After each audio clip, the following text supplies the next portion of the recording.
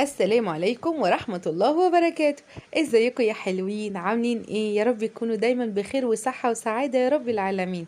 شايفين الجمال؟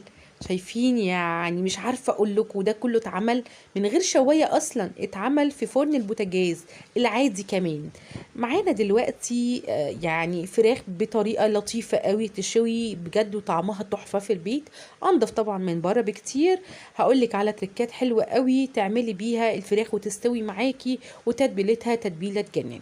معانا دلوقتي الفرخة اللي انت حباها، حابة فرخة وتقطعيها حتت صغننة تمام، مش حباها ممكن نحمى يعني نجيب وراك مثلا، لو مش عايزة تجيبي فراخ وتقطعيها. انا جبت ورك يعني وراك، وقطعت الورك على 3 حتت تمام كده.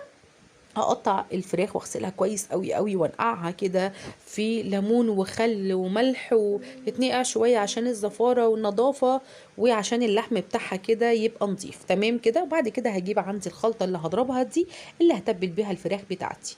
هجيب طماطم وبصل حلوه كده، كميه حلوه، هضربها كويس. وبعد ما اضربها كويس هحط عليها التتبيله بتاعتي، البهارات بتاعتي. عندي نص معلقه فلفل اسود مطحون، ونص معلقه جنزبيل، وربع معلقة كزبرة مطحونة، وربع معلقة مفروض لوري، على حبهين مطحون تمام كده. وعندي كمان مفروض بابريكا، نص معلقة بابريكا، ونص معلقة توم باودر تمام. ولو عندنا بهارات فراخ اللي هي الفراخ المشوية بتتحط كمان معلقة حلوة كده منها تمام. وليمون ما ننساهوش عشان المزازة، وبجد بيدي طعم حلو قوي وميزز كده في الاكل. بس كده هنقلب بقى يعني تقليبه كويسه كده للخلطه بتاعتي بالبهارات. وبعد كده نحاول ننقع فيها الفراخ. عايزين تغزغزوا الفراخ غزوها يعني.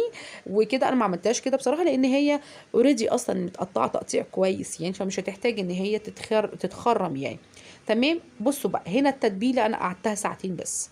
انتوا حابين تقعدوها يعني اكتر، هو المفروض اصلا يعني يوم كامل دي بتبقى التتبيله وسوى الفراخ بيبقى مظبوط جدا.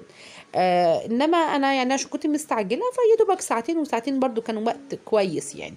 بس عايزين اكتر، هو اصلا بيبقى يوم تمام، بنعملها قبليها، قبل لو عندنا عزومه او عايزينها قبليها بيوم. بعد كده جبت عندي الرف، حطيت فيه ورق فويل زي ما احنا شايفين كده، بيحافظ لي كمان على البوتاجاز، وفي نفس الوقت بيبقى حلو يعني في ان انا ما بنضفش الحاجه كتير، الصينيه اللي تحتها تتحرق ولا حاجه وحاجه نزلت منه. بحط الفراخ بتاعتي ارصها كده زي ما احنا شايفين.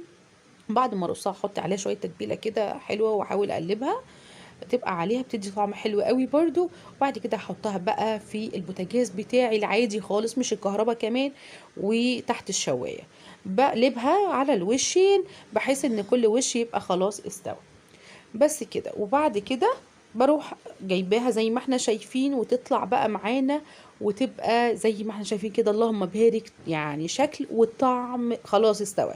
احنا ملهاش وقت معين في الفرن، وقت ما تستوي معاكم تمام.